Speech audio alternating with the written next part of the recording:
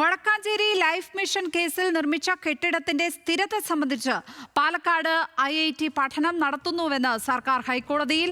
IITയുടെ പഠന കാലാവധി എത്ര നാളെന്ന് സർക്കാരിനോട് ഹൈക്കോടതി ചോദിച്ചു. കോൺഗ്രസ് നേതാവ് അനിൽ അക്കര നൽകിയ ഹർജിയിലാണ് ഡിവിഷൻ ബെഞ്ചിന്റെ നടപടി. വിവരങ്ങളുമായി ലീഗൽ ഡെസ്കിൽ നിന്ന് ഷബ്ന സിയാദാണ് ചേരുന്നത്. ഷബ്ന, അനിൽ അക്കരയുടെ ഹർജിയിലെ പരാതികൾ എന്തൊക്കെയാണ് ഈ കേസിൽ ഇപ്പോൾ സർക്കാർ ഹൈക്കോടതിയെ അറിയിച്ചിരിക്കുന്നത്?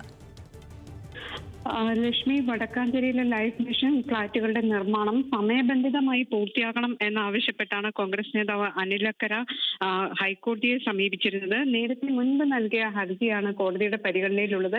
ഈ ഹർജിയാണ് ഇന്നിപ്പോൾ കോടതി പരിഗണിച്ചത്. വിദേശ സഹായ നിയന്ത്രണ നിയമം ലംഘിച്ച് UAE-യിൽ നിന്ന് സഹായം സ്വീകരിച്ചുവെന്ന ആരോപണം ഉയർന്നതിനെ തുടർന്ന് നിർമ്മാണം നിലച്ച ലൈഫ് മിഷൻ പദ്ധതി 140 ഭവനരഹിതരായ കുടുംബങ്ങൾക്ക് വീട് നൽകാനാണ് ലക്ഷ്യമിട്ടിരുന്നത്.